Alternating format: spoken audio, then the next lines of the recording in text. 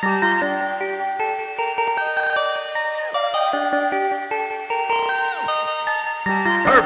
Perfect. Perfect.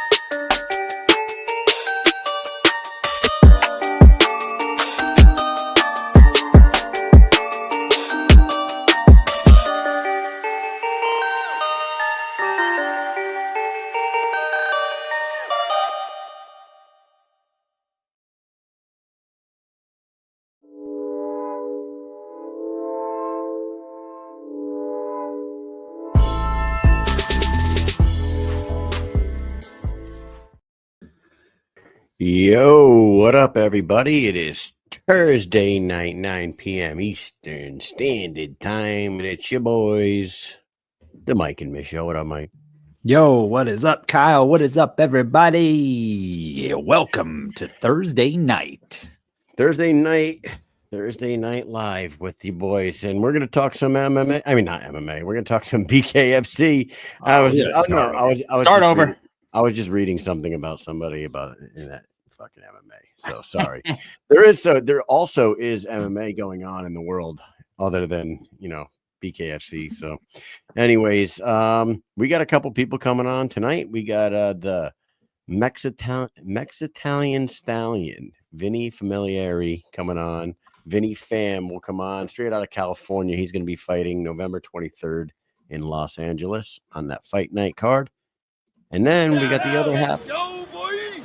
Shout out, let's go, boy, is right. And then we got the other half of the main event Saturday night.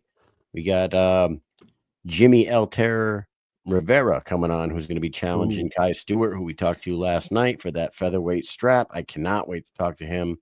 It's going to be one hell of a fucking fight between those two guys. So Yeah, pretty excited about that. Mike, what's going on with you? Intrigued. I am intrigued.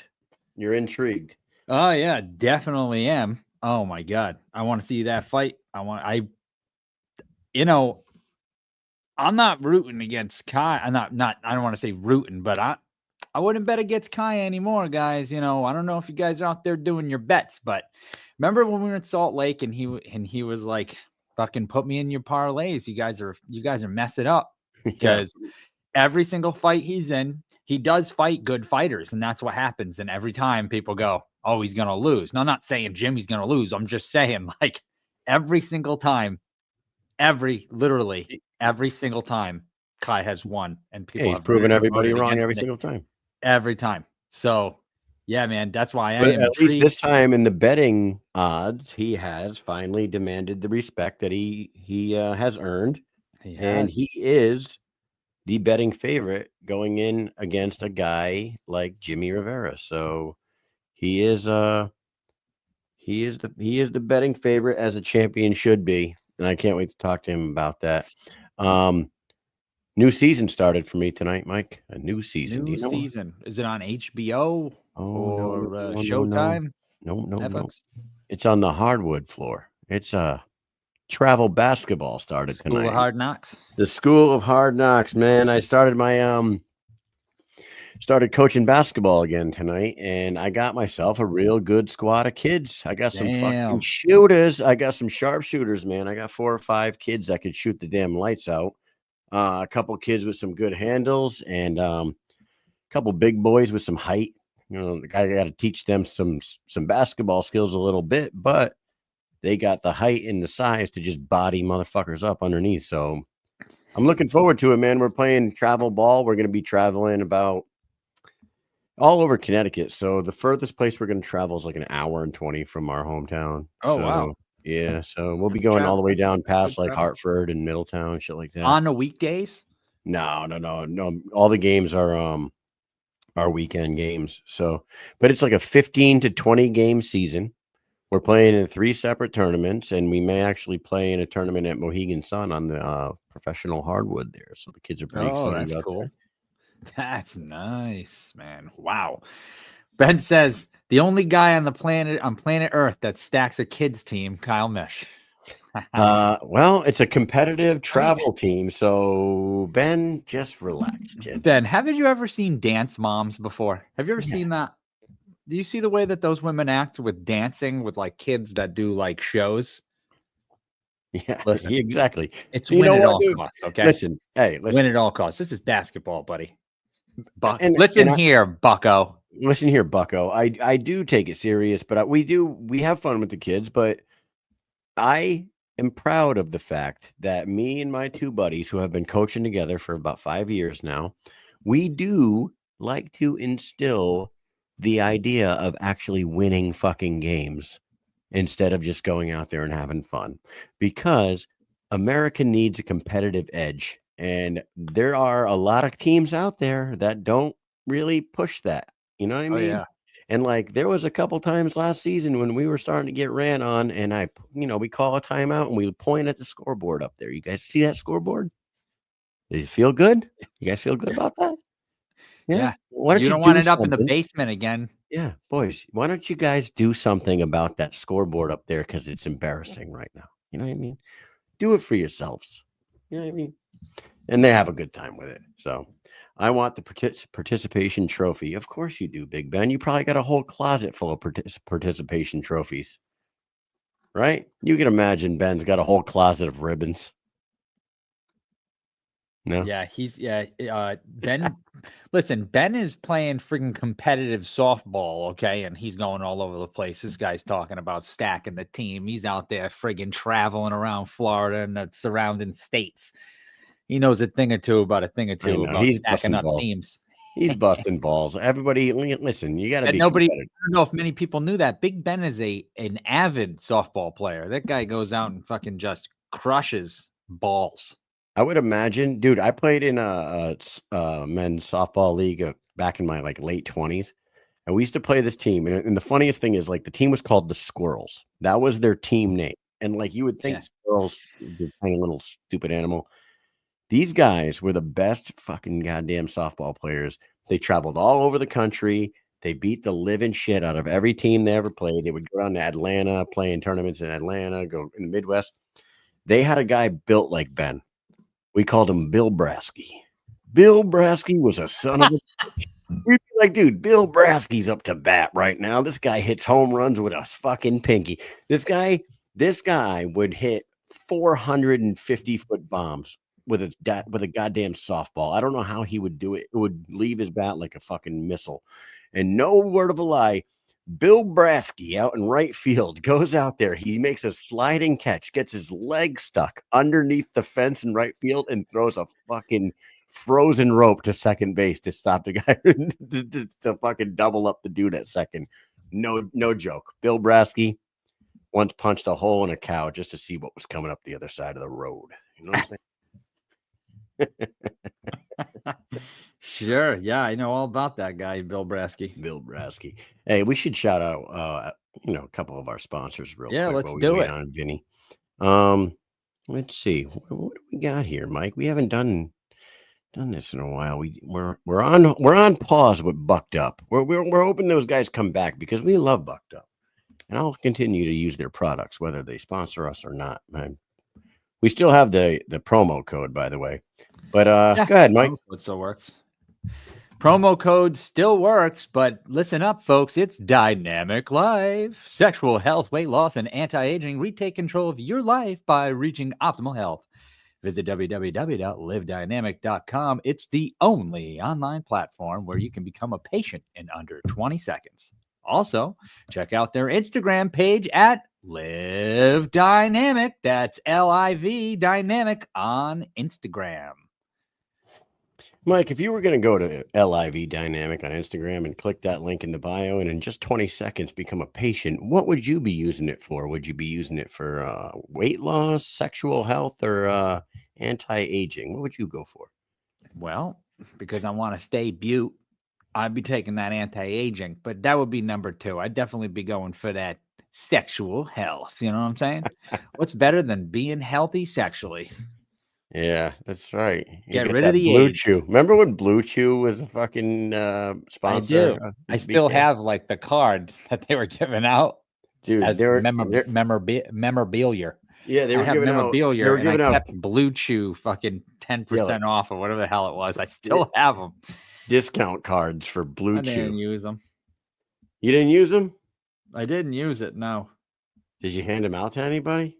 I know we had handed a whole stack of- shit ton of those things out. That's probably why I have so many. I had like when I came home, I had like a few in one of my bags, and I still have. I gave them out at work. You gave out Blue Chew promo did. codes at work? I went to work and I had some in my bag, so I took them out and I was like, "Oh, look at this!" And I just started passing them out to people that were like around me. And no shit, somebody got word of it and actually came to the shop and was like, "Hey, you have one of them Blue Chew discount codes?" I was like, "Yeah, I Did do." people buy them? I gave them. Yeah, hell yeah, I think people did. There Oh, were that's fucking like awesome. somebody who you would not be surprised about came up to me I got a good and idea of who he it might asked be. for the Blue Chew card, and I swear he went and bought Blue Chew. Dude, real quick, good for before him. we I never took a Blue Chew and I never actually took a Viagra either, but I will tell a funny story. His last name is also the last name of an MMA fighter who fought Conor McGregor more than once. Oh, Yeah. okay, I know exactly. There you go. So hey, 2008-9 deployment, right? I am what? Fucking 26, 27 years old. And my brother, we have a going away party at a bar. And my brother like walks up to me and he like taps my hand, like down low, like all sketchy. He's like, "Open your hand." And I like open my hand and he drops something in his hand. He's like, "You'll thank me later." I fucking look down. It's a goddamn Viagra. I'm like, "Ryan, I don't need this shit." He's like, "Just take it, dude." I didn't take it. I never took it. I fucking wish I did just so I could experience it and, have a funnier story about it. But I was like a 26, 27-year-old random. dude. You're like, Yeah, what the what? randomly, my brother is handing his 27-year-old brother a fucking Viagra, telling me you'll thank me later. I'm like, you're a fucking moron, dude. I'll thank you. Anyways, look at Big Ben guessed it. It's in the fucking comment section. No, he didn't. He's wrong. Oh, that's a different one? He's wrong. He's wrong. Okay. All right. All right. Ben's So big. So we got our first guest of the evening in the waiting room right now, and we're gonna go ahead and bring him in. Mike, what do you say? Yeah. Why don't we do that? But first, Kyle, you know what? This. The Rasha is a true scalar plasma energy technology with the most advanced base 12 frequency collection that protects, enhances, and harmonizes the autonomic nervous system. This can help a soldier, athlete, or animal improve their training, endurance, recovery time, and overall performance while achieving the ultimate victory-winning mindset called consciousness coherence. Once in this state of consciousness coherence, a soldier or an athlete is able to advance his target focus to a level where it is completely in the now present moment with relaxation and stress release. The Rasha is where science meets consciousness.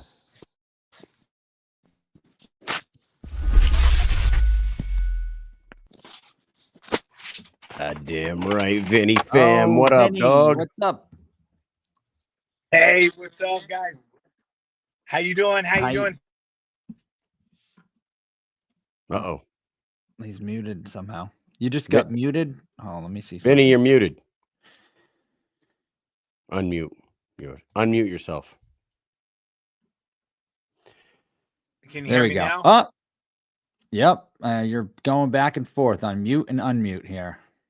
This What's is really. what's This is going on? beauteous. You're muted again. Maybe he should go out and come back in. Yeah. How about back out and then come back in? Back out of the link, come back in. I'm Okay. gonna text it to him. All right. Oh, hold on. I can hear you. Oh, he backed out. Fuck it. Anyways, What we're is gonna going talk- on these weeks? we're gonna talk. I don't know, man. The phones, man. These phones and these fucking service. I don't know. He's in his car too. He could be in a fucking shitty area too. But what's up, everybody in the chat? We got Big Ben, we got Falcon, we got probably Absent Minded in there somewhere. We got Joe Ivy, Swervo Cuts, DJ Tony. What up, everybody? Wesley Kill Eagle, did you guys get in touch with Roberto Armas today? I hope so. He was asking about you. He was asking. He was asking earlier. The 3 Bs, Bowls, Beers, and Brawls in the house. Rick Caruso, Slick Rick's in the house. Everybody's here tonight. So everybody wants to hear from the Mexitalian Stallion, who is, absent-minded is here. Look at this. Shout out, Let's Go Boy. Right here, Mike. That's Yeah, right. Yes, I have a shout out. Let's go, boy, right here behind Shout me. out. Let's go, boy. Vinny, get that camera going. He's back in the green room there. Oh, okay. And we're His gonna video bring him. popped on now. Okay, let me add him. Hey, can you hear us? Hey, guys, can you hear me? We can hear you. I can hear you. All right, Okay. let's do this. Let's do this. Up. All right, the Mexitalian Stallion, one of the greatest nicknames in the fight game right now. Vinny Fam, how are you, sir? I'm good. Thank you for having me on. Truly honored. It's a blessing to be here with you guys. Well, you know, we met you out in California. We didn't get an interview with you out there, but you made your debut for the company. You got a W out there, and the BKFC is rolling back into town, man. And you must have been excited when you heard they were coming back. Yeah, definitely excited. This is the third time they're back, just in a short span of probably 8 months, because they were here in August. Yeah, well, April was the first card for BKFC ever in California, and then they came back to Pachanga in August. Had a card. And matter of fact, War headlined that one. Yeah, that was that crazy knockout. That knockout was insane. That was a sick knockout. I was on my feet for that one in the living room watching it. But yeah, I was trying to get on that one. They couldn't get me on. We had some opponents that fell out. Nathan was trying to book me. Nathan Shook, and it fell out. But he told me, stay ready. We'll be back towards the end of the year, November sometime. And he hit me up about a month and a half ago. So I'm really excited to be back before the year ends. Hell yeah. Vinny, you got to tell our audience, there's some people in our audience right now that know you. We got Absent Minded and Falcon 09. We got the Cali boys, Mike and Adam out there. Those guys know you, but no, the rest of our audience might. Go, boy. Yeah, exactly. Great mustachio, says Joe Ivy as well.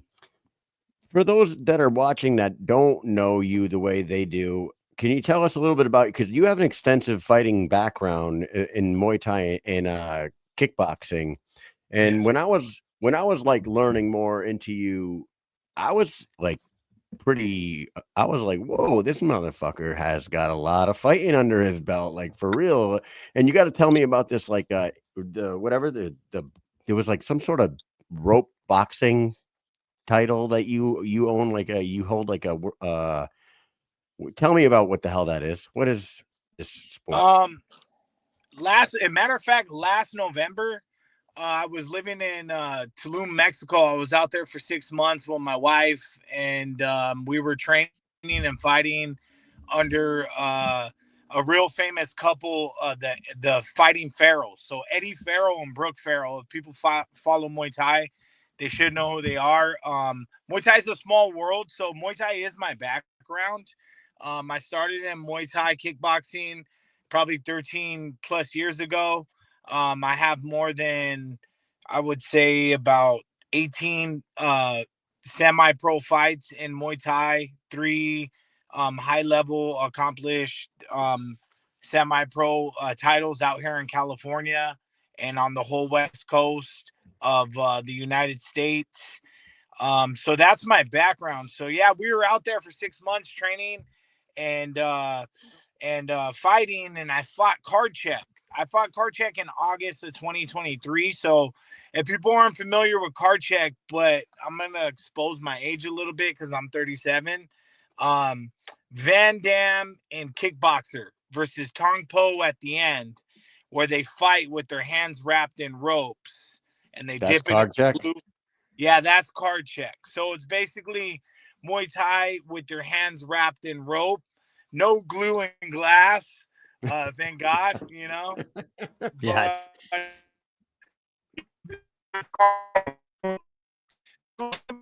That Card Check. And, Hey Vinny, you're breaking up now. We're losing you. Can you hear me now? I see myself cut out for a second. Yep. We can hear you again. Okay, I'm back. It's a reception. I had to pull over, man. LA traffic is crazy. I just came out of work, and I literally walked out of the doctor's office to get my fight physical for this fight. So apologies, guys, please.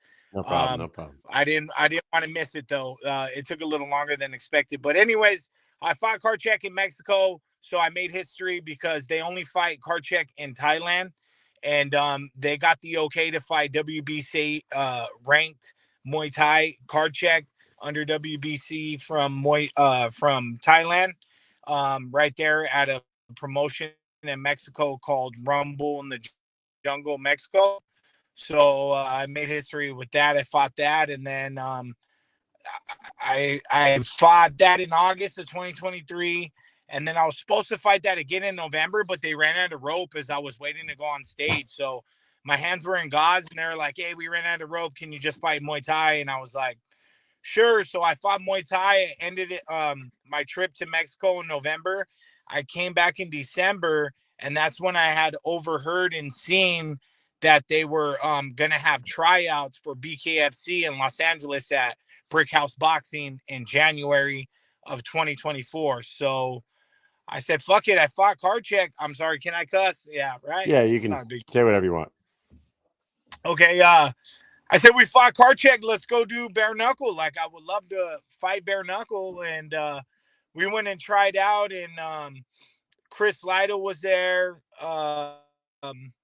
The champ, Christine was there, and Nathan Shook, and they all were scouting about 80 of us, and I made the cut. So I was waiting for the call, and that's when they called me going towards April, and Nathan goes, "Hey, we're having one of the biggest BKFC cards ever, Knuckle Mania in Los Angeles. Mike Perry is headlining with Thiago Alves and a bunch of other big names like Mick Terrell, Ben Rothwell, and we want to see if you want to get on." So I was like, man, yeah, like that's an opportunity of a lifetime. I would love to, and that's where I made my debut April 27th this past April in 2023 or 2024. I'm sorry.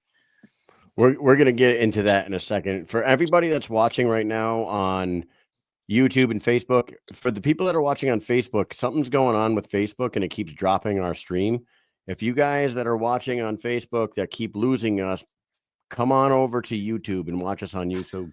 Just get rid of your Facebook altogether, I think. Yeah, Let's just just- cancel Facebook altogether. come watch us on YouTube or Over to Instagram. YouTube or We're live Instagram. on Instagram and YouTube right now. But anyways, dude, before we get into Knucklemania 4 and we get into your journey into BKFC,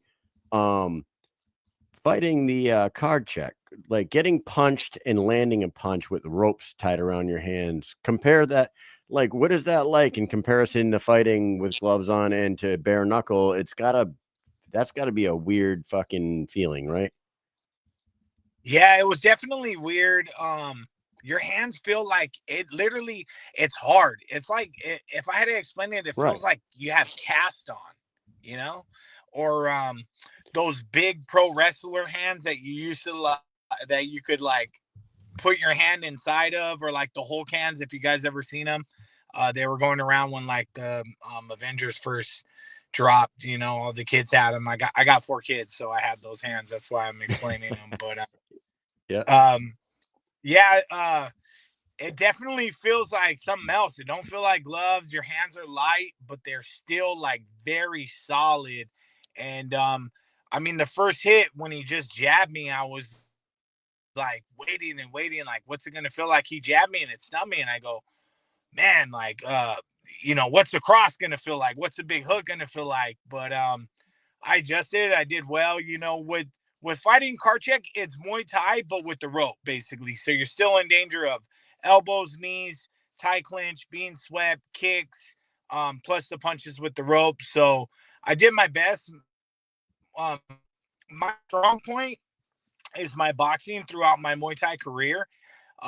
In my opinion, my boxing to knees and inside fighting, working my way in. So I think I did well because it allowed me to land my hands a lot more than, fighting traditionally in like 10-ounce gloves, Muay Thai fights, Yeah. We got a question in the audience here. Did you ever fight Lethway? No, I never fought Lethway. That's a little heavy for me. Headbutts, bare knuckle, but you never know. You never know, I'd rather not. I've been in a street fight before and this guy headbutted me, and I don't ever want to be headbutted again. Let's just say that. Yeah, absolutely. And like we've noticed that guys with a Muay Thai background like yourself tend to do well in this sport. And the transition over into bare knuckle, when you tried out for bare knuckle, you said that was January, right? January 2024. Yeah, so I believe it was January 16th. So it was only 4 months before you got your first fight. That must have been cool. But when you started, when they made the phone call and when Nate told you that, hey, we got this, like you said, Nate said you got this huge event in April, you want to be on it. Did you start training any different? Like, did you talk to Chris Lytle or did you talk to anybody and try to get some pointers on what you should take out of your training or add into your training? Oh man, I'm kind of like one of those red line training guys where I'm just going raw, I'm just going as hard as I can, like pedal, foot to the pedal to the metal, and I'm just in the red zone. That's just how I feel, like how I train and I do best. I did do, of course, a lot more boxing, took out the kicks, took out the knees, everything else, the elbows, focused a lot more on like, my head movement. I have more kind of like I'd say like a real high guard, not really peekaboo like Mike Tyson, but I like to say I would like to be a bare knuckle version of that, so just mimicking things that I thought that was going to work. And then just trying to figure out how to condition my hands. So, training a lot more, hitting the bag bare knuckle, but then that really busts your knuckles up. So I had to figure out a way past that, just studying guys like Mike Perry and what's his name, Howard Davis. You ever see Brian Duran, what he does? Yeah, that's extreme. I don't know how that guy does that. He with the Milwaukee hammer, his trainer. Yeah, that is so crazy. I use my Milwaukee hammer, but it's not on my knuckles, Dude, he'll be sitting in his living He'll be sitting in his living room watching TV with a cinder block on his lap, and he'll just slap the back of his hand against the cinder block. Bang, bang, bang, bang, bang, bang. I'm like, this fucking dude is out of his goddamn mind. I think you got to be a little bit to fight bare knuckle, right? You know, you got to be different. But yeah, for me, you know, just trying to figure it out. I'm still like, I guess, figuring it out as you go. Asking for pointers. But it's just like, it seems like it's just a new sport too. And like some things they might be a little extreme to one person, and then to the next, like, oh no, it's just the regular, you know. So I'm just trying to find my middle ground and figure it out. But yeah, I just worked a lot of boxing for that fight, and you know, make sure my cardio was good and ready, and you know, just mentally preparing to get in that fight for April. So yeah, I was excited for that. That's probably the only thing that changed about my training was definitely, you know, no kicks, no elbows, and things like that. But other than that, it was still that raw type of gritty training how I'm used to training. I feel like I'm doing all the talking, but I think Mike is dealing with our technical issues over there, so I'll just keep talking. When you walked into that event in Knucklemania 4, the setup of that place was fucking insane. And had you ever been to a year from around there? So had you ever been to like a concert or a show or anything in that arena that you fought in? I've never been to one there, and No. it was a beautiful setup. It was a big deal. I mean, for me, you know, to fight right across the street from the Staples Center, and be right there in downtown LA, like the heart of LA, you know. Dude, but when you walk out there and like most arenas, the seats are all the way around you and you might have 75 people around you. You walk out there and all 7,500 people are dead in front of you. That must have been like, that must have took you back a little bit just because it was a sea of people and they were all in one direction in front of you. It was a very different setup from if like fighting in an arena somewhere, but the same amount, if not more people that you would have in like say the Mohegan Sun Arena or like one of these basketball arenas, all in one direction in front of you. That must have been something else, man. Yeah, it was pretty awesome. And then I had a lot of people come out and show their support.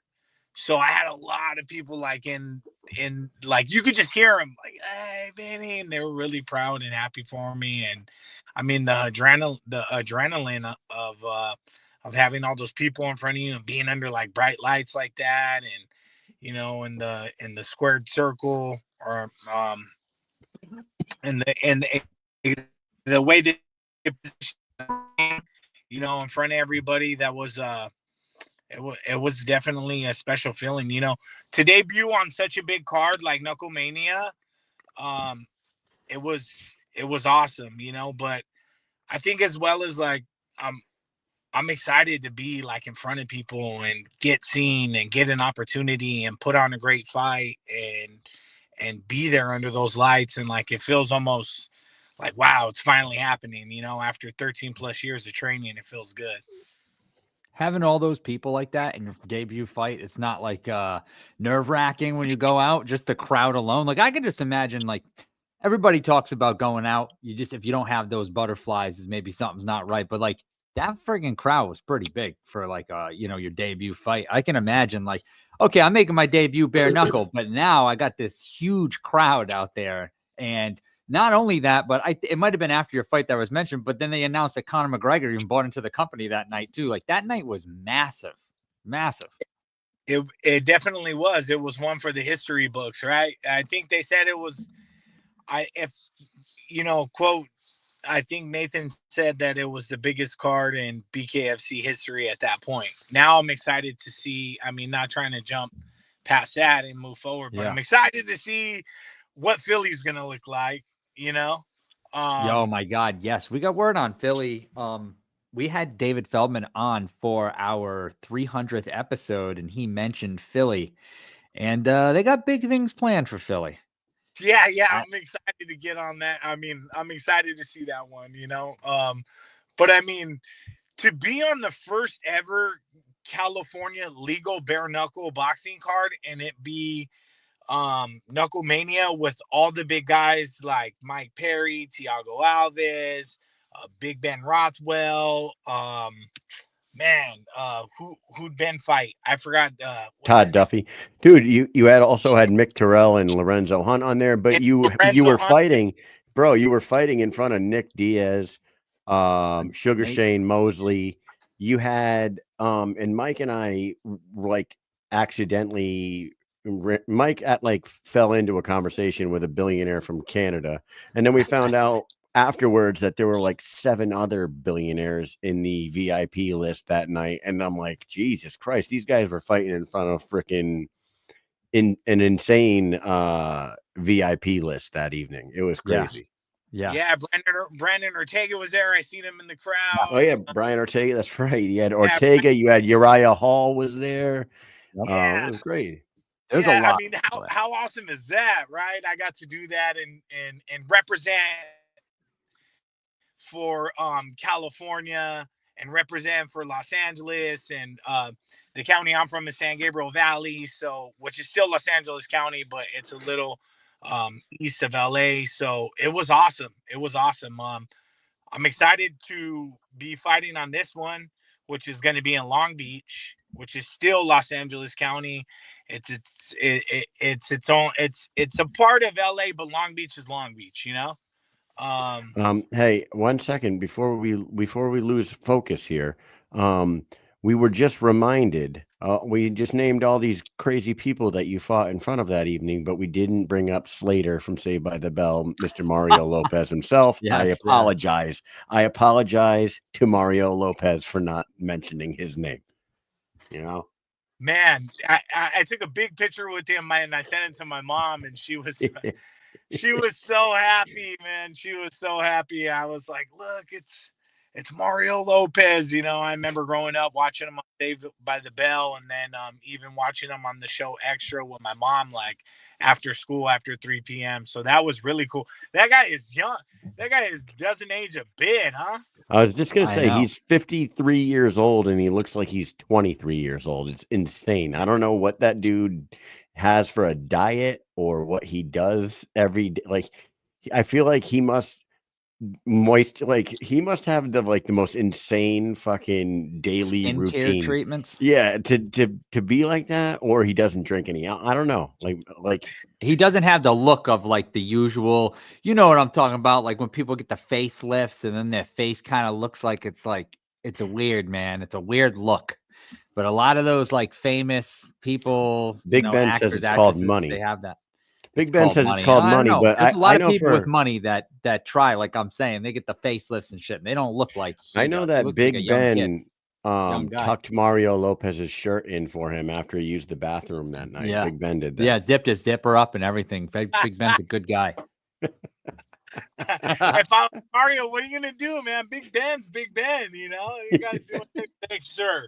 You know, yes. Shout out to Big Ben. Hey, so now you got Michael Manno, right? You got your second fight, and unfortunately you didn't get on that second California fight card, but you're back. You're 1-0. You got all this Muay Thai background, but you look good in your first fight, and I'm sure that you learned from your first fight. Everything's a learning experience. So you went in there on your first one on the biggest card of all time at the time. Now you get to fight in front of a smaller audience, right, at a fight night, but you get to run it back. You get to go at it again. You get to toe that line for a second time, and you get to make the adjustments from the first fight to the second fight. So how are you feeling right now going into this one with Michael Manno, who does have 3 fights under his belt in the BKFC? Did lose 2 of them, but he's fought really tough guys all along. So, let us know where you're at. I think it's an honor to fight Michael. I think it's a good matchup. I don't think I think it's pretty fair on both sides. And I'm excited, like I don't want to come in and I want a challenge. Like me being a martial artist and, you know, a competitive fighter, the competitive side of me, I want to be the best. So that means that if whoever I have to fight, you know, is at a certain level, like I want to beat them. And I'm looking forward to the challenge. The dude's super tough. I watched some stuff on him, and you're right. He fought like some really badass dudes. He had a great fight, 5-round fight against that dude Marcus. And Yeah. Marcus is a beast, you know. And Marcus just fought the other day in he just fought the other day in Denver, and Marcus Edwards the other day looked like he's a problem for anybody in that 175-pound division. And like you just said, Michael went 5 rounds with him and hung with him. So he's obviously very tough, because after that Marcus fight the other night, I was like, man, this kid should be in the top 5, and he should be in the conversation to fight one of those top 5 guys for sure. Yeah, he's really good. I trained one summer with Marcus. He came down to California. He was training out of my professional gym at King's MMA in Huntington Beach. So we crossed paths and trained. Cool dude, you know. It's he got in the BKFC for me, and now I'm in there. But yeah, much respect to him. I watched the fight as well. He did. He's a beast. I agree. Top 5 for sure. He needs to be fighting. All right, so Michael Manno, like, how's the fight gonna go with you? Fight number 2 for you, fight number 4 for him. He's coming off of back-to-back losses, so he's gonna have a huge chip on his shoulder. He's gonna want to fucking get a dub, as you all do. But you know, he might be coming in with a little extra steam this time. What are you thinking about the approach that he's gonna take towards you? And without giving away a game plan, how do you think this one ends up? You know what? I can only see myself on what I'm gonna do and how I fight, which is with me, I'm a pressure fighter, I'm a forward fighter, I'm an in-your-face fighter. I like to get gritty. I consider myself like a real technical brawler. But you know, technical. Very I want to say mean and violent. And this is my second fight, so I have something to prove that the first one wasn't a fluke. With him coming in and him losing 2, I believe they watched the fights. They were 2 5-round, you know, decisions that were really tough. So, you know, it doesn't mean like he has anything to hang his head down about, but I'm sure he wants to get that win right after 2 losses. So, you know, I mean, if he comes forward, great, because the other guy, I don't know if it was just the ring at Knuckle Mania in April or what, but I thought the ring was going to be a lot smaller, man. I was like walking all over that ring to find my opponent, but he was very experienced and danced really well on the outside when we fought. But you know, if somebody comes in front of me, I mean, just to be honest, usually when I hit them and I land, they end up backpedaling. If I mean, Manno decides to come forward and you know, fight my fight, that's even better for me, because now I don't got to chase him everywhere, and we can just meet in the middle, because I want to toe the line. You know, with this fight camp for me, this is a big fight camp for me. I got a lot of people showing up. It's in my I don't know where Manno's from. He's not from California, is he? I don't know. Let me see if I can pull it up. Michael Manno is from Shreveport, Louisiana. Shreveport. His nickname is Port City Soldier. So yeah, there you go. Shreveport. Yeah. For me, you know, this is my backyard.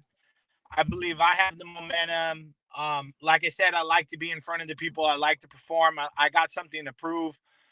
Just like we were talking about, you know, Marcus being in top 5, he has many fights, great fights. I want to be talked about in the 175 division as 175. So that means beating Manno. I plan on beating him, you know. I plan on finishing him. And that's just my fight style, you know.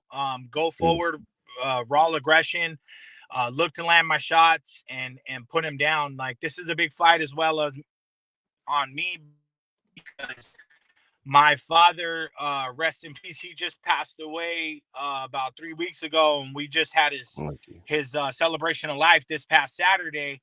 And I just been, training and cutting weight and focusing because we still have a job to do. But, this fight is a dedication to my father. For the first time ever out of my whole fight career, he's not there physically in my corner, but he is there spiritually, watching over me. But I'm here to make him proud, as well as all my sponsors, my fans, BKFC, with getting the spotlight and getting out there. So, with that being said, like I plan on putting on a show, nothing less. Man, sorry for your loss, and you got a little extra to fight for this time, for sure, for the honor of your father. May you rest in peace, like they're saying in the comment section there, dude. Listen, I want to go back to, you mentioned your professional gym, King's MMA. Yes. Under Rafael Cordero. And then you mentioned that your style is a drive forward, aggressive, violent style, which a lot of fighters that come out of King's MMA are known for that. Over the years, you have Sean Strickland and Vanderlei Silva and all these other killers. Who are some of the guys that are, some of those known guys that there's combat sports diehards that are watching our show right now. So who are some of the dudes that you trained with when you're over at King's? Man, there's a big lineup of them. Master Rafael Cordero is a little background on him.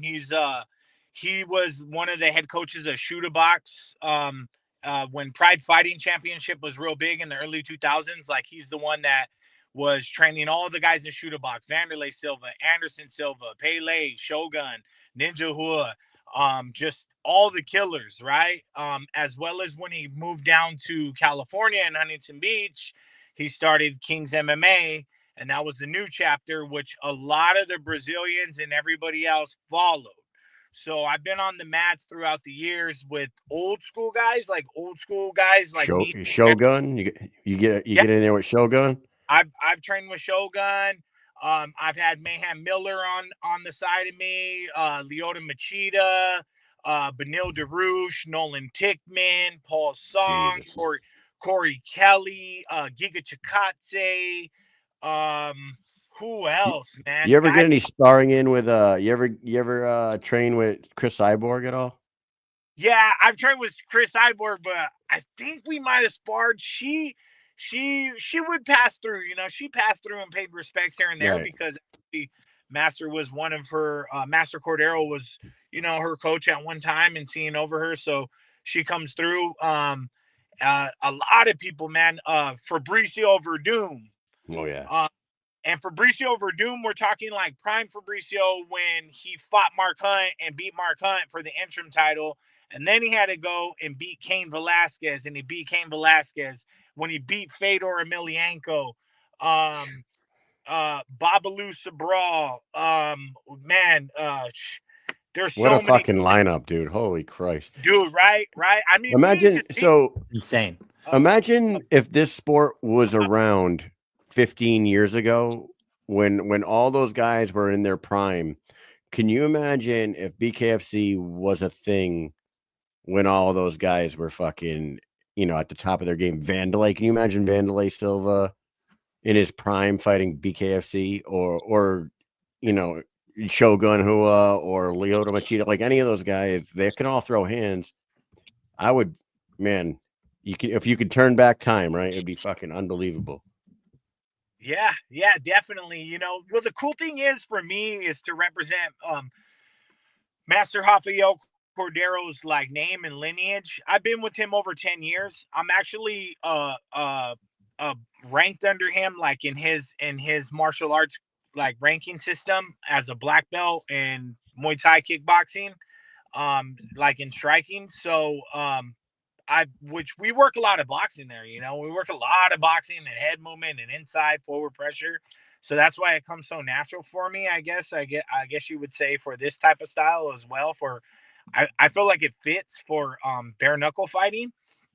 But I've been there, man. Like Master Rafael Cordero is back in the day was the Valetudo champion, the IVC champion. So that's bare knuckle, but it's bare knuckle like MMA, you know, with headbutts and soccer stomp, stuff like that. And he's the two-time IVC champion, which is the Valetudo. So it's pretty cool because I'm his bare knuckle boxer now, and like we look at each other and he's proud, you know, he's proud, and I'm here to make him proud and represent, you know, his name and his lineage and the gym and King's MMA and all the guys that I trained with throughout the years that were UFC champions and everything else. And it's cool because, you know, I plan on being a BKFC champion, you know, the first one out of MMA. So there's a lot of UFC champs, Bellator champs, Pride champs. I mean, you name it, out of Kings. And, you know, I want to be the one to capture the BKFC title, would be, you know, my vision and goal. Dude, you got a lot you're fighting for. I mean, I love it. You seem dialed in, you know, with your, you know, your city, you're fighting in your city. You got your father, you got Rafael Cordero. I mean, there's a lot of reasons for you to go out there and fucking whoop some ass on November 23rd, dude. Sounds like you got it all lined up. Yeah, I'm ready.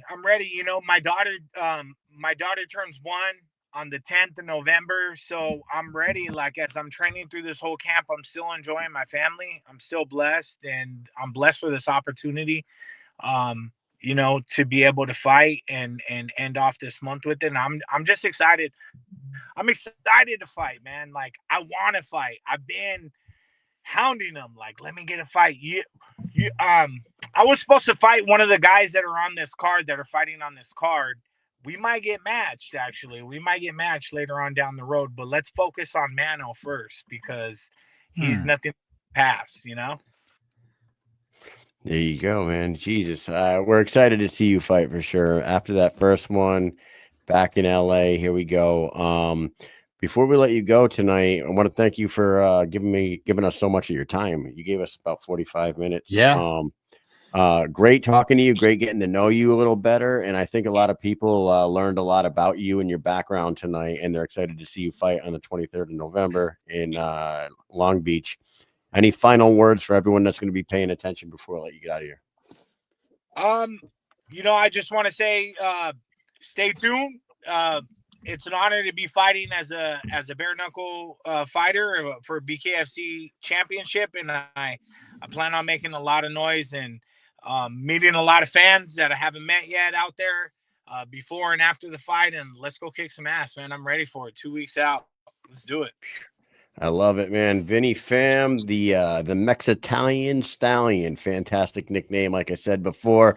Thank you so much for your time. Mike, do you got anything else for Vinny? Yes, sir. Vinny, hey, sorry about the stream on Facebook. I don't know what the hell happened there. They took our stream down, so sometimes that happens. Facebook, you know, whatever. I don't know. Fucking but asshole. Thank you for coming on and giving us some extra time tonight. Everybody who's watching, you got to make sure that you're tuned in November 23rd, BKFC Los Angeles. This card is really good, man. Look at this card. War's on the card. You know, Familari is on the card. Dude, this is going to be a great friggin' card. I wish we could make it out there to this fight night, because LA is definitely great. And the crowd last time was fantastic. They were going buck wild. So, but yes, thank you. Everybody else, make sure you're tuned in. Hey, have a safe drive home in that traffic. I think it's always a safe drive, because you're always going, what, about 1-2 miles an hour?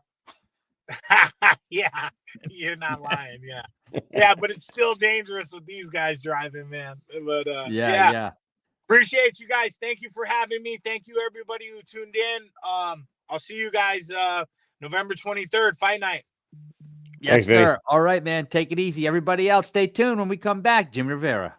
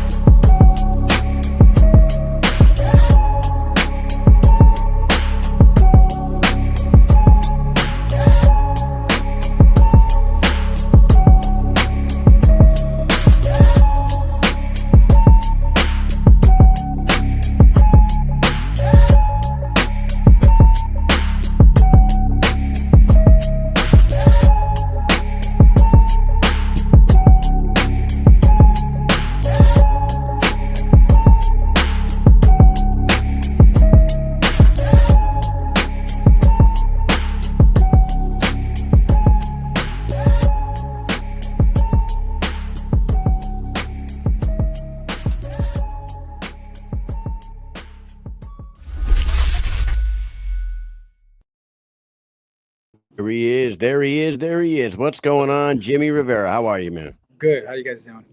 Doing Good. great, doing great. Other than Facebook being a bunch of herbs, I don't know. I don't know what's going on over there. It happens, man. It happens. Elon Musk used to buy that too. Right. Yeah, know you what- are correct. You know what it is?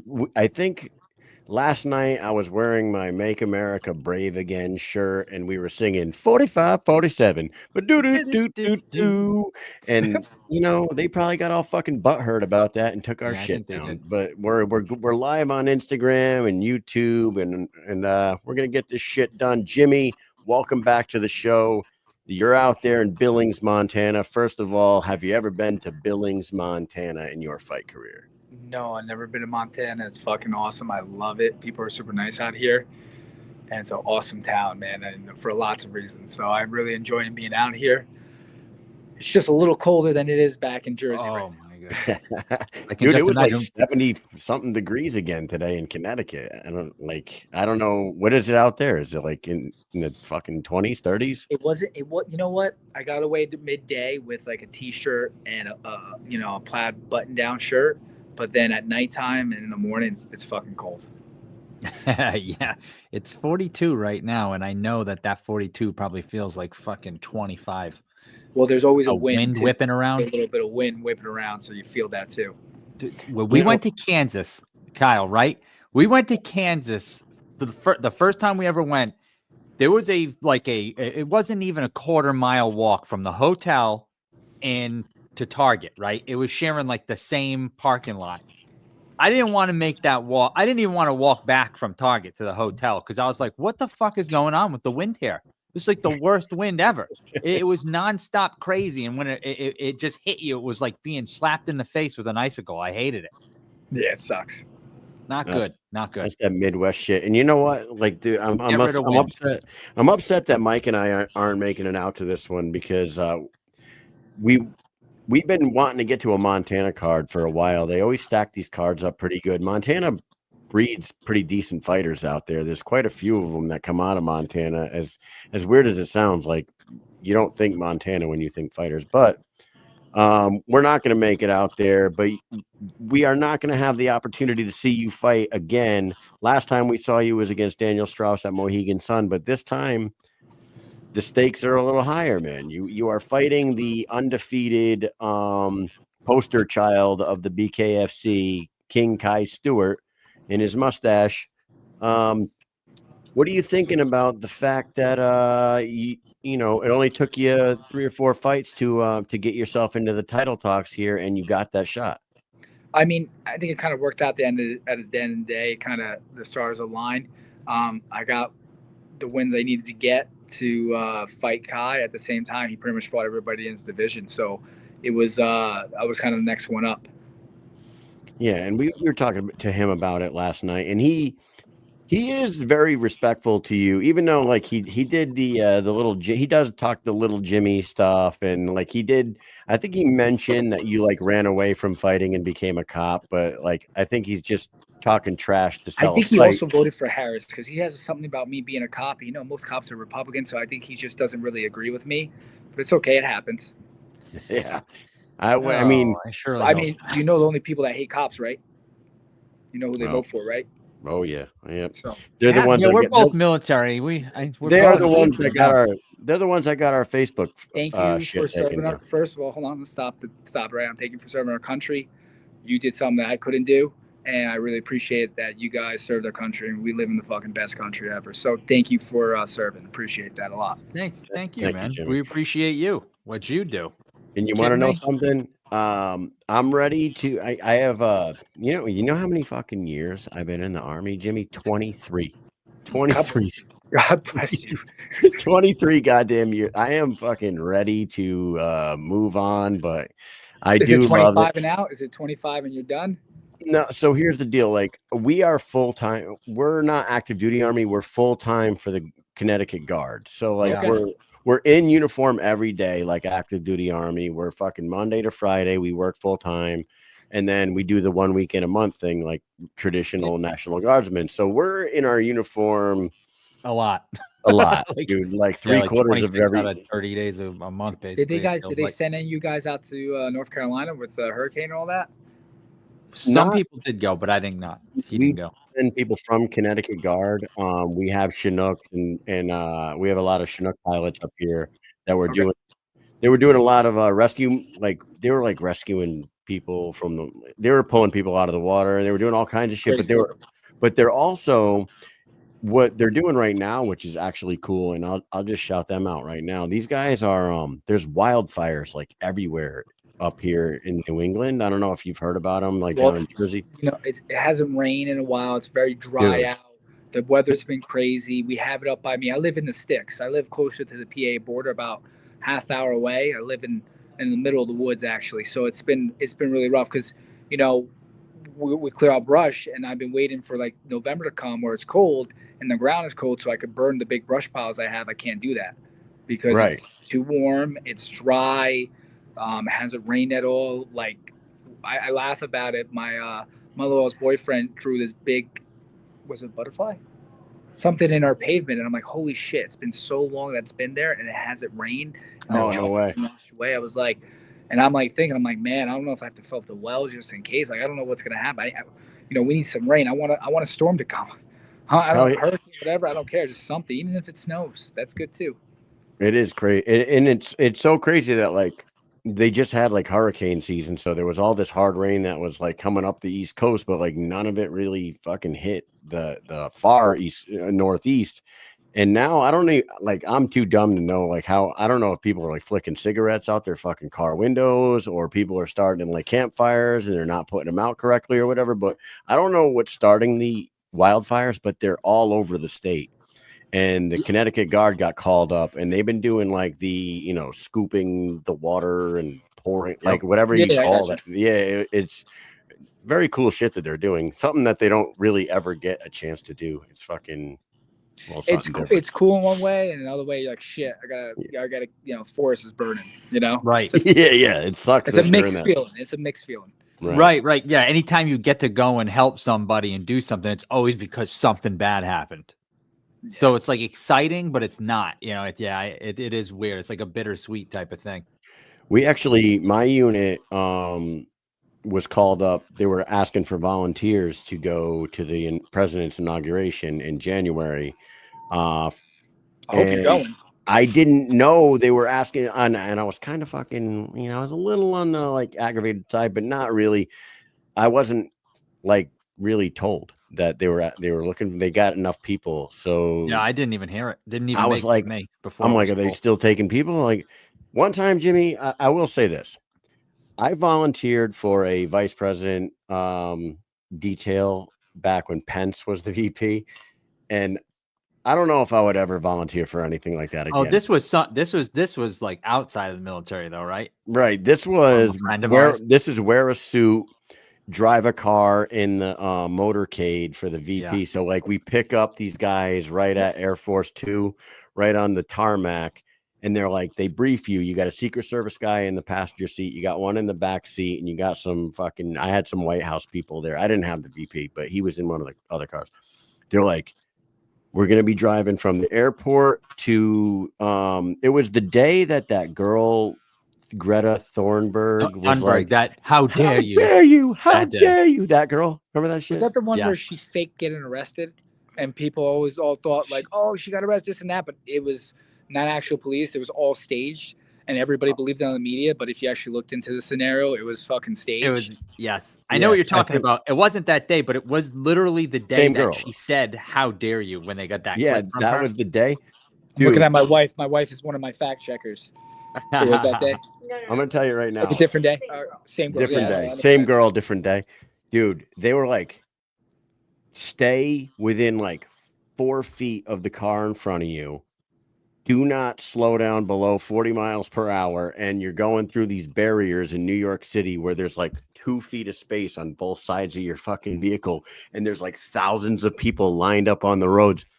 I was fucking humming down that shit. That was nerve wracking as hell. I think it was fucking cool, bro. What are you talking about? No, it was no, trust me, it was definitely cool. You didn't want to hit anybody. You were worried about hitting someone and get fucked.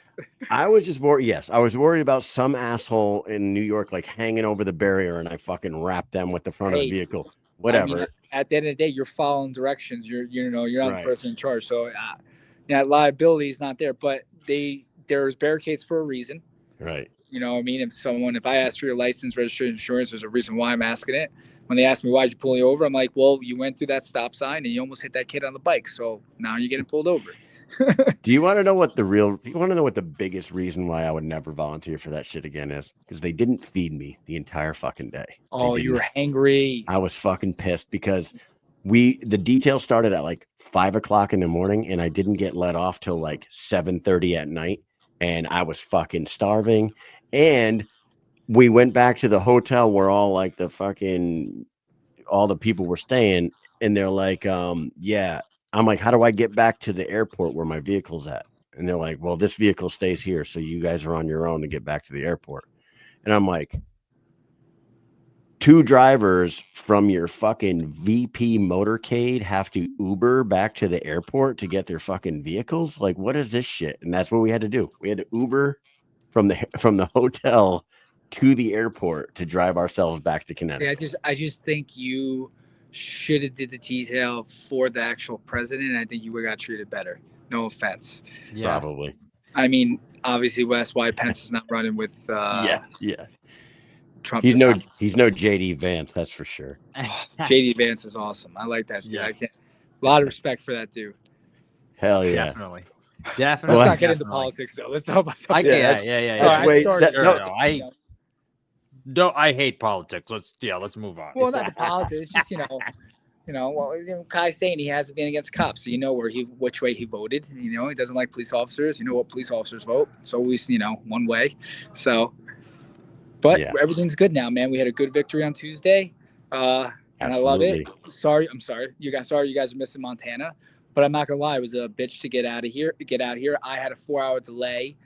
My teammate and my uncle are on the way who helped me with my cut, helped me warm up. They're on a delay right now, and one of my coaches is not getting here until tomorrow. So it's one of those things that I'm very glad I came out Wednesday instead of Thursday.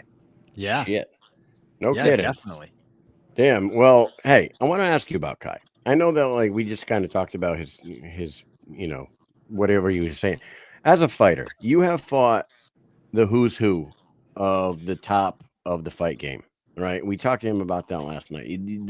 There's no way that Kai can't think that you're the toughest, hardest fight he's had since he started his professional career. You've got to see his 6 fights. He's gotten much better from fight 1 to fight now. What are your thoughts on Kai and what you've seen out of him? He's only 24 years old, and he told us last night he had never been in a fight in his life before he went pro. He was a high school wrestler and a college wrestler, and then decided he's going to try bare knuckle and started boxing 3 years ago. So what are your thoughts about the kid? My thoughts about the kid is he's a tough kid for sure. He brings a gas tank to the fight. He brings the fight to you, which is one of the things I love. I hate guys that just fucking won't engage. I love guys that engage, especially nonstop. It's fucking great. It makes it so much fucking easier. Like when I fought Peter Yan, one of the biggest things I loved about that fight is that motherfucker don't back off, and it's nice because I don't have to fucking chase him. When I fought John Dawson, it sucked because he's looking for that one punch, so I had to be really fucking technical with him. And, it was either going to be a boring fight because I had to be super technical, or it was going to be a fun fight because when he fought Peter Yan, he went toe-to-toe with him. Like, oh, hopefully I get that same Dotson. I didn't get that. So, it had to be a technical fight. So that style that Kai brings is a style that I love. I know that in his head, his mental coaching or whatever he did that he usually does every other week, he's been doing every week now because fictionally in his head that he's beat me all those times he thought about it, but that's not reality. So that's not really going to work here. I know he had to change his camp because he said he wasn't going with good guys. And man, I don't ever believe in that. I have my coaches with me. I've been fighting with my coaches for over 15, 16 years now. 16 years pro, over 16 years in general with them. We bring guys in. That's how we make it work. Or we travel with my coaches and we go wherever and we get that work and we come back to home base always. So the fact that he feels that he went with another team to train to thinks that he's going to be able to beat me with the competition that was at that team. I heard it. I thought we were going to have a press conference, so I'm not going to lie. I had to bring some ammunition. He's fought a guy that fought in the UFC that hasn't fought the resume I fought in the UFC. Brady something or Braden something. What's the guy's name again? My wife don't remember. I don't remember. Braden Covey. Sure, whoever the fuck his name is. His resume is not like my resume. Right. I think Kai's been really smart though with when he's fought these boxers. Boxers have a certain style where it's kind of like they go when they want. They take their time. They're usually in 3-minute rounds, and it's a 6-round to 10-round fight. And they don't have that same pace as like a wrestler like him and I do, or in MMA in general. You know what I mean? Depending on who you fight in. So they don't have that same pace. So it's one of those things where he was able to take advantage of, where I've gone with the best boxers in and out of the ring and been able to outbox him. So I don't think he's going to be able to. I don't think he's going to be able to outbox me. I don't think he's going to be able to out wrestle me. I mean, at one time I had second takedown defense, best defense to John Jones in the UFC. And then I worked with Julio Arce, who's a Golden Nose boxer, who has the beats John Jones' #1 takedown defense and wrestling defense in the UFC. Worked with him in history. Thank you. My wife corrected me always. You know how it is. So you gotta keep them around. Yeah. You know? So I had great training this whole camp and an unbelievable, partners to work with, especially with Julio, who's unbelievable, and Golden Nose boxer is just fucking ridiculous. You know what I mean? And he gave me everything. So it was good fucking training. Like I feel good for this fight. I'm excited for this fight. Do you think that any of the guys that he's fought so far, like even like body style, like body type and approach or anything, do you think any of the guys that he's fought can be compared to you? I feel like you're 100% different than all 6 of the guys that he's fought. Well, yeah, first thing, I'm definitely 100% different because I definitely am little Jim, but mighty. Yep. I am shorter than every fucking guy here, but I can fucking pack a punch. So he'll find that in about 2 days. He'll find out about that. I mean, a lot of guys you know what? I could tell you probably the toughest fight he had was the Crowder fight. When he fought Crowder, it was probably his toughest fight. And I'm telling you, man, if Crowder was had some higher level boxing partners, I think Crowder would have won that fight. I just think he wasn't at that level yet, and Kai was a little bit above his level. You know what I mean? Did Crowder look? If I remember, did he look out of shape for that fight? Fuck yeah, he was. I mean, okay, I remember. Pack or you're fucking. Yeah, I remember. I remember thinking get a 2-pack. So yeah. I don't know if Crowder really took the fight seriously. I don't know because one of those fights I watched later on, but that was a fight. With Duran, watching his last fight, man, Duran back. I was surprised to see Duran back up. I was surprised to see Duran just looking for that one shot. But on the other hand, he's always looked for that one shot in his fights. He's never won the distance in most of his fights. He's always been knockouts. He's a fucking heavy puncher, Duran. I guarantee you that. Yes. I'm so much happier going with Kai right now than Duran because that's a fucking heavy puncher, dude. But I was expecting Duran to throw more and to walk him down, and I didn't see that in the fight. I was really surprised. And at the end, Duran looked – it wasn't that he was defeated, but that he was more tired. His cardio wasn't there for that fight. And again, it goes to the boxing style. Boxers, if you've ever been in that in the ghetto, in the fucking, when they're boxing and stuff like that, it's always like the last 2 rounds they have on their 7th, 8th round or 9th and 10th round. That's where they really put it on. Mm-hmm. And they really they go at ease and just kind of are more almost point scoring sometimes. And they're throwing little stuff. In that last 2 rounds, they make it really count. You know what I mean? The first round or 2, they're feeling out. So it's a different style. And I don't think boxers that are in the sport realize that you have to bring a different style there. You got to bring a wrestling style where it's, you think of high school wrestling, it's that 2 minutes goes and it's just fucking nonstop pace. Yeah. You got to bring that mentality for 5 2-minute rounds in the sport. If you don't have that, you ain't going to be that successful in this sport as a boxer or MMA fighter or whatever you want to call yourself when you're in the bare knuckle ring. Caveat to that fight is Brian Duran hurt his shoulder. That's what I heard. I wasn't really sure, so I don't like saying that. I was expecting a different Duran. And I mean, it sucks that his shoulder was hurt. I mean, Yeah, not taking anything away from Kai. Kai definitely went in there, and I asked him last night because I thought Kai was going to do what I expected him to do, and I think a lot of people did, was him just going in there and just being aggressive, kind of just, getting on the inside and fucking just pushing Duran against the ropes and just really wearing him out, doing what he did to HD.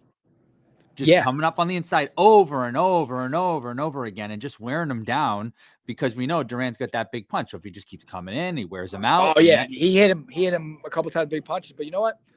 Kai took it. He ate him. And then Duran, he just looked tired. He didn't have that gas tank. And then what shoulder did he hurt? His back or his front? Like I think his right. I think it was his right shoulder. His right shoulder. So is that his cross? So I didn't see that. It was weird. Like, I don't like I'm not trying to critique or say anything, but I didn't see him working that jab that much then. Like, I only saw him throwing a cross hook a lot of times, a 2-3, just big shots, and some of them landed, but I didn't see that jab at all. Thanks. She's like your young Jamie over there, You watch Rogan? Yeah, young Jamie. Boom. Correct. She remembers shit that I don't remember sometimes. You know what I mean? Like, we were just sitting down with Lytle. She remembered the time I was at UFC Fighter Summit, and they did this punching thing, and I forgot all about it. And they're like, "Man, you hit like a welterweight." I'm like, "Oh, thanks. I appreciate that." I'm like when the fuck that happened? She's like, "You don't remember the summit when you went? And then you met that porn star. You were telling me about it. You took a picture with her." I'm like, "Oh yeah, that's right. That's right." Yeah, that's Rachel Starr. Yeah. That's why she remembers. Rachel Starr. Okay. Rachel Starr. No, see, he knows. I do too. He said Rachel Starr. Listen, you have to fill in Chris Lytle. He didn't know. I've deployed 3 times. Chris, of course I know who fucking Rachel Starr is. Of course I know. I've deployed. Probably have it on my hard drive. Jimmie, I probably have a terabyte of fucking. I know what to get you for Christmas in that fleshlight. You're all set. Yeah. I'm not deploying no more. I'm done with deployments. I don't need a fleshlight anymore. Hey, I wanted to talk to you about being the betting underdog, man. What do you think about being a plus 200 underdog against Kai? I know that Kai is the champ and he's 6-0 in BKFC, but I feel like I don't know, man. What do you think about that? What do you think about those odds? It feeds my gas tank. It just makes it even more a reason why I got to beat the shit out of him. But at the same time, I've been an underdog in a lot of fights and came out on top, and I just love proving people wrong, and that's what's going to happen. When you think about your future in the BKFC, right? If you beat Kai on Saturday night, you become the champion. You become the 145-pound champion. There are plenty of other guys that we've already talked about, a few of them with HD. You fought HD once. You know Brian Duran's fighting in December, but there's a big card in January coming up in Philly. It's only 2 months away, but if you were to go in there and come out relatively unscathed from this one, now you walk out with a title. Philly's not far from Jersey. Is that something that you would be interested in doing and trying to like turn it around in 2 months and go right back in there in the Wells Fargo Center? Of course, as long as it all depends on how I'm at after the fight. Honestly, it doesn't depend on how my face is. It depends on how my hands are after the fight. That's the only thing. That's the only downside. I can't, if my hands are fucked up, they're fucked up, and I might need a little more time. So, but if I'm good, I'll have my manager Abe from First Round be fucking knocking on Dave's door, but yo, put him on the Philly card. Okay, and then there's I just wanted to ask you about a couple other guys that are now. The Marbella card just happened in Spain. I'm sure you watched it. It was amazing, an amazing event. But they debuted some new signings to the BKFC that night. One of them being Dan Chapman. Dan Chapman looked like a fucking Terminator out there at 145 pounds, and he's got a real boxing pedigree. He's a former BKB champion. I think he defended the BKB title 3 times when he was there. Did you watch Dan Chapman fight on that Marbella card, and could you see yourself scrapping with him in the future? I could. I think, there's a lot of 45 fights on this card, so I think they're going to kind of try to set something up with someone on this card, to be honest with you. Okay. I don't know if they're going to give him a shot right away, if he needs to get 1 or 2 more wins before that, or fight someone in the top 5. I can't I don't know. I'm not even looking past it. I'm just focusing on Kai right now, to be honest with you. People always ask me, who you looking for next after this fight? When you win, I go, dude, I don't know. Yeah, I just know I want to win this fight and then advocate to make my first title defense in New Jersey and get it improved in New Jersey. But if they do say Philly and I'm good and healthy, I'm not fucking against that either, because that's a lot closer than Connecticut is. That's for sure. Right. You got two people that if they win, they could be right in the conversation, and that would be Brandon Allen and Louis, right? Those are the fights you're talking about. I wasn't talking about Louis. I mean, as much. I mean, Louis could be in it. He had a rough fight with my teammate.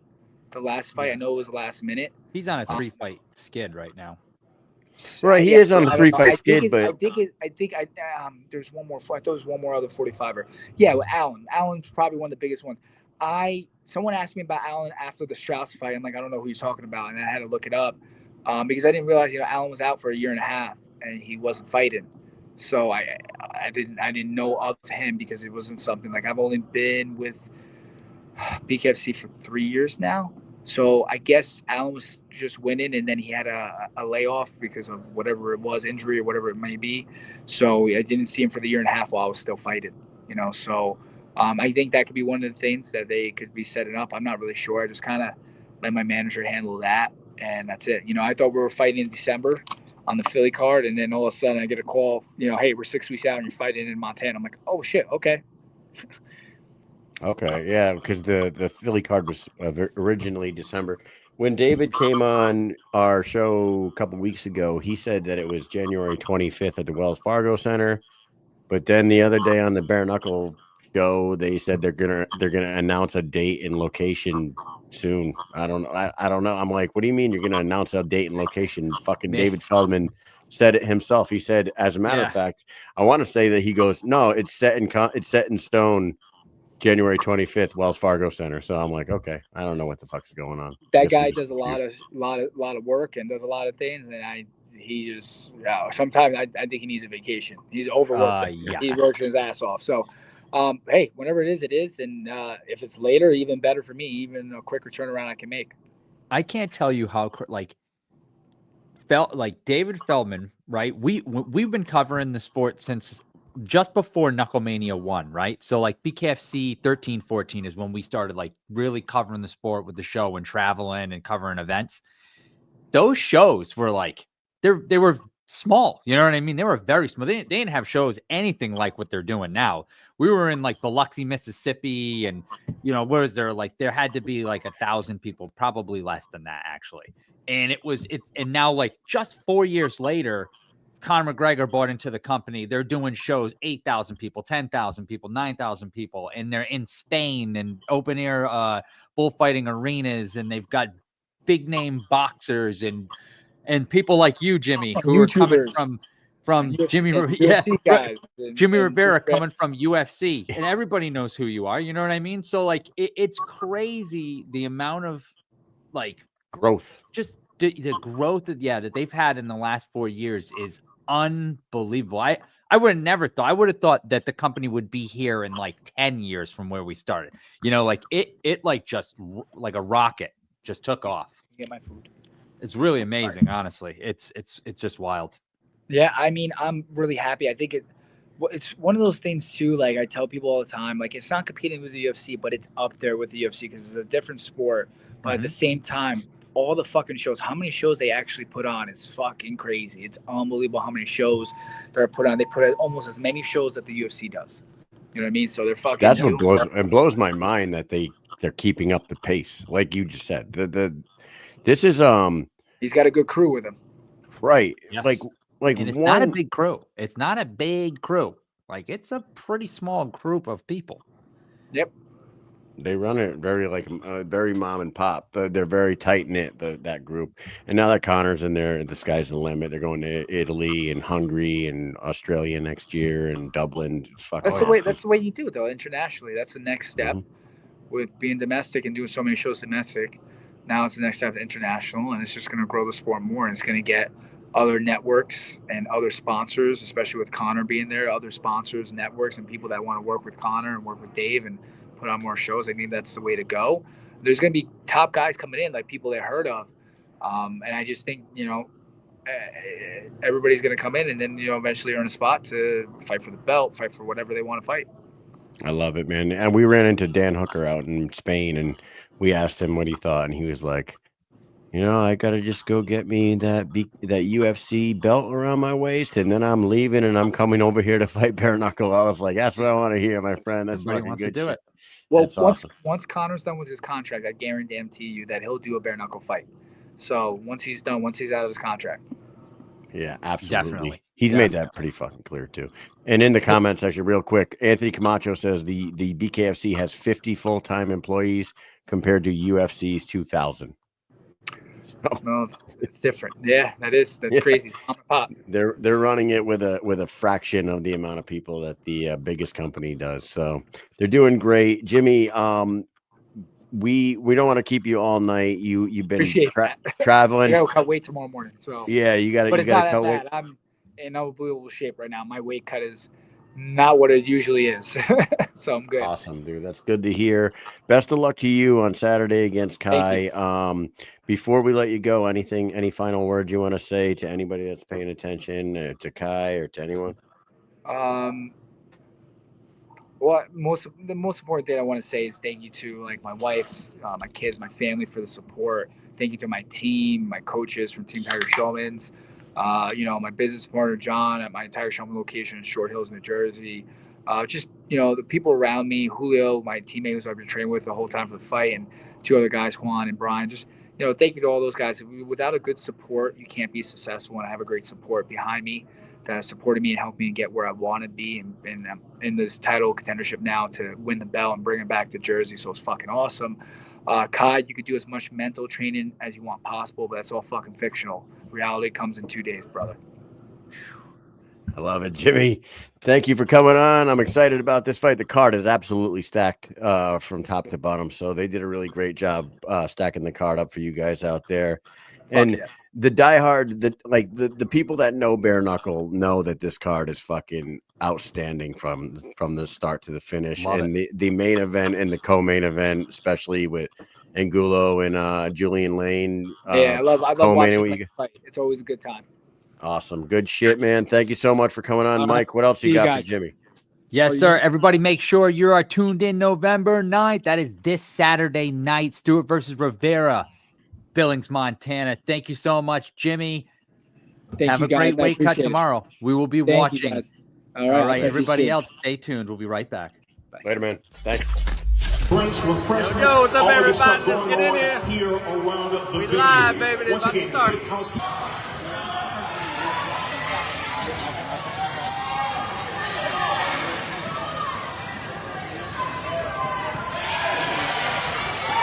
Oh, you knocked him out, but I was spit. Oh, I ain't see that happening. Let's go, brother.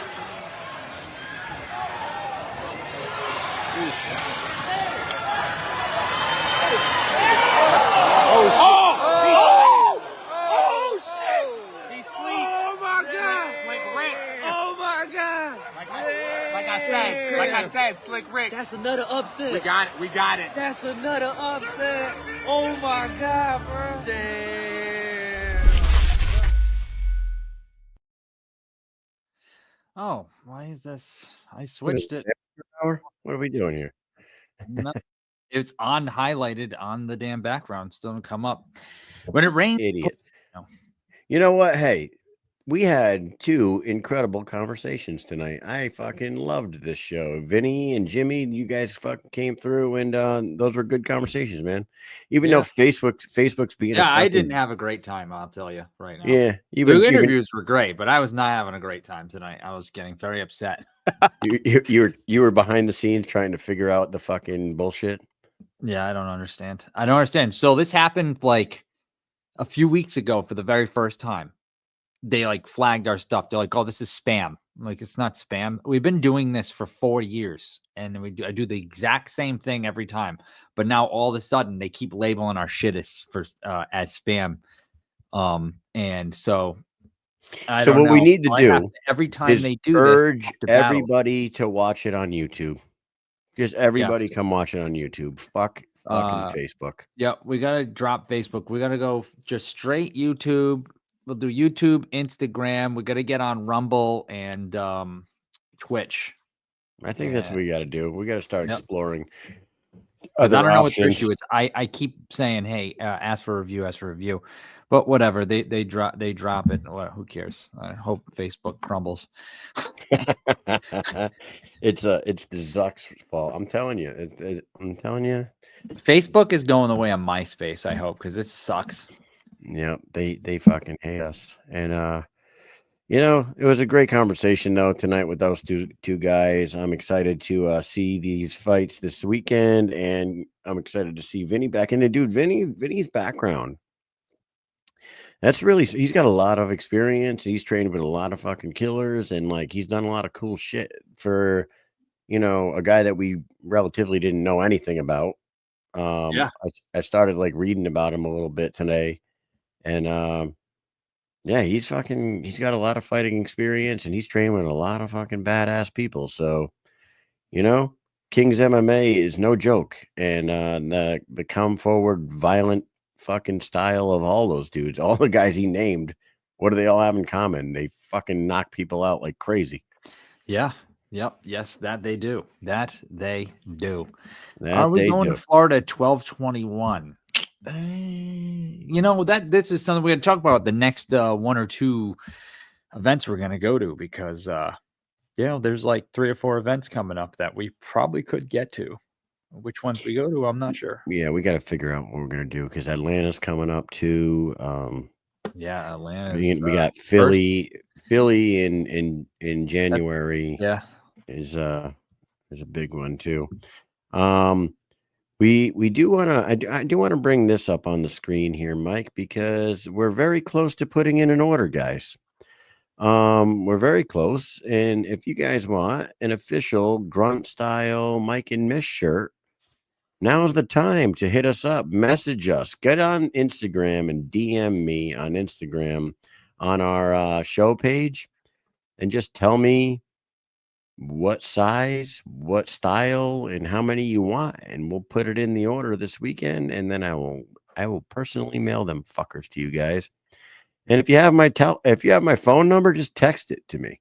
Yeah, because do it. Because I'm so tight with some of our followers that they all have my phone number. I mean, it's fine with me. You guys can just hit me up like that, and we'll get you a grunt style Mike and Mish shirt. I'm excited to get those things in, Mike. Yeah. Once we get to 75, right, we're gonna send it up. Yeah, so. And we're at 62 right now. I think it was 62 when I left this afternoon. Yeah, there's a couple of people that I got to get in touch with and tell them to send it, baby. Send it, baby. Oh, we got a 4-day weekend ahead of us, and we do have a 4-day weekend. Stephanie's birthday's this weekend, so maybe we'll go out and do something fun. I don't know. That'll be neat. When's her birthday? 11/09. Kyle. Yes. Oh, so Saturday. When the fights are. Oh, so you are definitely gonna make her watch these fights for That's her what birthday. She wants to do. That's what she asked for. She said, Mike, please, for my birthday, subscribe to DAZN and make sure everyone else is subscribed to DAZN too. Tell them on your podcast. And what I want you to do is I want you to play that on the big screen.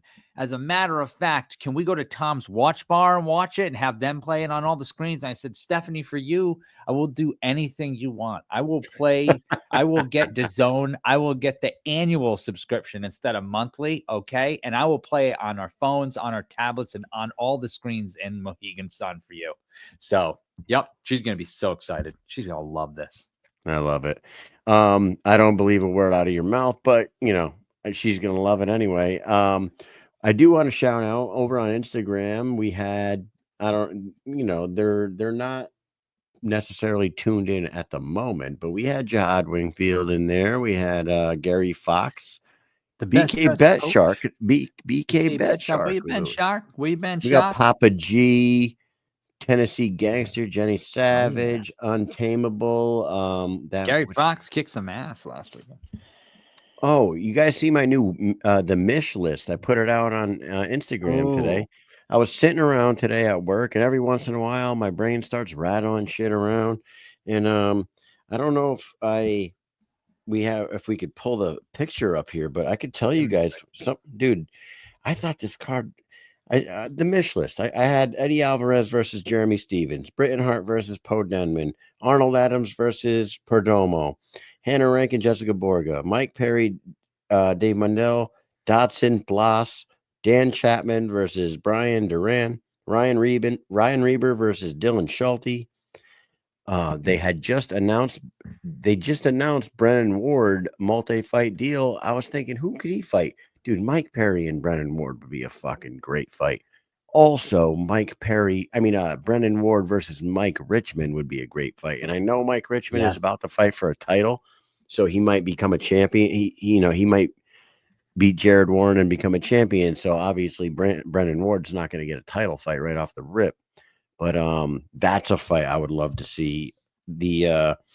Of course, we want to see Ben Rothwell and Mick Terrell. They just need to go ahead and announce that. But Gary Fox made me think about this list because I said Ellis Shepard is no longer the featherweight champ over in Europe. That's a vacant title. Gary Fox just fucking cleaned house the other day. It was a lightweight fight, but Gary Fox fights at 145 as well. Jono Chipchase fights at 145 as well. Go ahead and make the 3-0 Jono versus 4-3. Is it what is fucking Gary Fox's record? Is it 4? I thought it was 3-0. Is it 4-0 now? 4-1 or is he? I thought he had one loss. Hold on, let me look here. But either way, Gary Fox versus Jono Chipchase would be. If you search him and his name comes up, it says Gary Fox 0-0-0 0-KO. But let's click on his name and see where we're at. He's 3-2. 3-2. Okay, so that fight looks fucking great to me. Of course, Tenaglia versus Soto 2, Marcus Edwards versus Donald Sanchez. I think that would be great too. Awesome. Good. Jake Lindsay, Rico Franco, and Austin Trout versus the winner of this co-main event coming up, Angulo and Julian Lane. Julian Lane's on a 2-fight win streak. He beats Angulo this weekend, 3-fight win streak over a former boxing champion. Julian Lane is a must-see fighter every time he's out there. If he beats Angulo this weekend, I would have no problem with him jumping right into a fight with Trout. But I also I went a little extra on this Mish list here. I put locations. What do you think of that, Mike? What do you think about that list? Yeah, I like the list. Joe's asking, why did you put Mike Perry down twice? Why not? What? Because I can't have multiple opponents for one person. It's a wish list. It's a Mish list, but it's a wish list. It's make believe. It's make believe that I hope comes true one day. If you can't make the Perry Brennan Ward fight, if you can't make the Perry Mundell, then line them up. Perry Mundell, I feel like has to happen. Got to happen. But Mike Perry is he's like the leader in views. He's the guy. He's the guy that gets the people going. Dude, if you really wanted me to go, if you wanted me to make a list where like all the fights that I think about, Mike Perry versus Dave Mundell, Mike Perry versus Mike Richmond, Mike Perry versus fucking Brennan Ward, Mike Perry versus Robbie Lawler, Mike Perry versus Donald Cerrone, Mike Perry versus I would pair Mike Perry up with about 19 different fucking Mike fighters. Perry versus Conor McGregor. You know what I mean? It would be an entire list of Mike Perry if I really wanted to sit down and fucking think about watching that guy fight people. You know what I mean? Right? I'm not. Yeah, I actually want to see him like really fight somebody like a Dave Mundell. Or a Mike Richmond, somebody who has bare knuckle experience. He did fight Julian Lane and it was a good fight, right? That was probably his toughest test so far, to be honest, and so to see him fight somebody who has been in bare knuckle, who is fighting, who is doing well. Not that he's fighting slouches. I mean, he's fighting great fighters, but they aren't necessarily bare knuckle bred fighters. You know, I want to see him fight somebody who's in BKFC. Yeah. We have some who's I don't know. I got a Instagram. Yep. We got a follower over here that's commenting, and it says, "Glad to see my deployment family is doing good. Good times with you guys. Always enjoy is the it? show." I don't know. I'm gonna look. You can't read the name?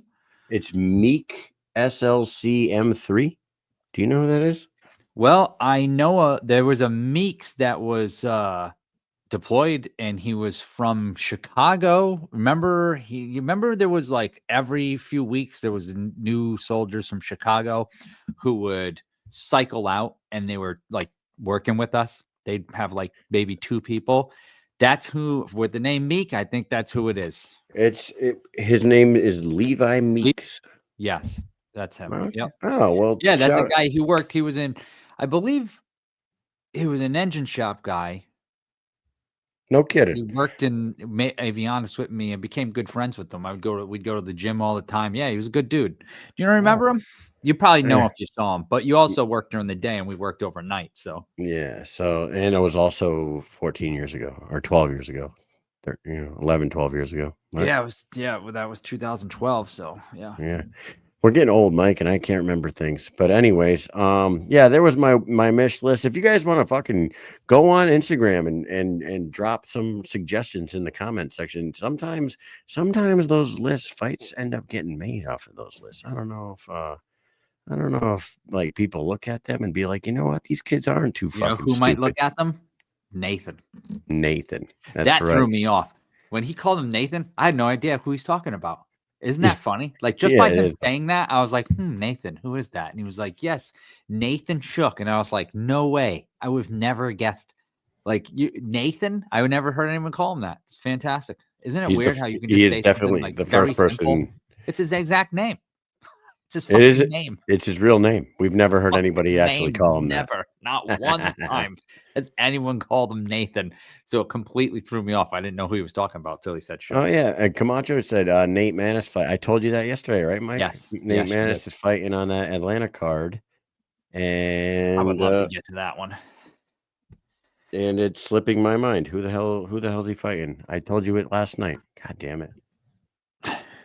Fucking fuck. Thanks a lot, Anthony, for fucking making me want to look this shit up now. And and we're gonna call it a night in a second here. But I got you. It is Burgos. Burgos, yes. Nick Burgos. Is that referee? Is that referee Nick Burgos? Is that remember I was saying this to you last night? Nicky No Holds Bars. Right. Nicky No Holds Bars. It might be. It just might be. I don't know. Yeah, but it's good to see they finally announced a fight for him. And you know what, man? If Jimmie Rivera did come out victorious this Saturday, it would be pretty cool to see him on that Philly card because it's not too far from where he's at in the East Coast. And I'm sure he would have a fucking large number of people come to the Wells Fargo Center sport. You know what I mean? Yep. Yes. All right, brother. Well, hey, it's a 4-day weekend, everybody. For me and Mike, we're gonna fucking probably do yard work. I'm probably gonna do yard work. Yep, there it is. But before we go, nope. I hired. You did. I finally did it. Yes. Hey, real quick, Dynamic Life been a sponsor of ours for a while now. Get over to @LIV Dynamic on Instagram. Hit the link in the bio. Become a patient in 20 seconds. Weight loss, sexual health, anti-aging. They got it all. So go check them out. And then get over to @Rasha Revolution on Instagram. www.therasha.com for their website. And consciousness coherence, right, Mike? The championship mindset of the Rasha. It is life changing. It is mind boggling, and it is it'll get you in that championship mindset. And Let us know if you want those grunt style t-shirts, and we will wrap this show up. Mike, do you have anything else for the people? Yes, I would like to give a pretty big Shout out, let's go, boy. Adam and Mike, our boys, the Cali boys, absent. Sorry, I fucking something just popped up on my damn screen. Tonight's not going well for me, my friend. But I wanted to give a shout out to those guys because they hooked us up tonight with Vinny. That's the reason he came on. Not that we would ever not have him on the show one way or another, but they are the ones who hooked us up. And I thank you guys for being just fans and friends and supporters in every way, shape, form. And everybody else that's watching too. We love you all. But a special shout out to those two gentlemen. Falcon 09, absent minded. I love you guys and thank you so much for tonight. Yeah, shout out, let's go, boy. Right, Mike? Yes. You know, hey, Shout out, let's go, boy. Mike had a really rough night tonight because of Facebook and the Zuck and that dick face and that whole organization. But you know who's going to make it all better, the Mike? background wasn't changed when we came back from the video. Unbelievable. Yep. He's going to fix it all for you. Everything will be fixed. It'll all be fixed. Anyways, make Mike and Mish great again. Make us great again. Thank you guys for tuning in. We'll see you next Wednesday night at the regular time. Mike, what do you got to say? Peace. Peace.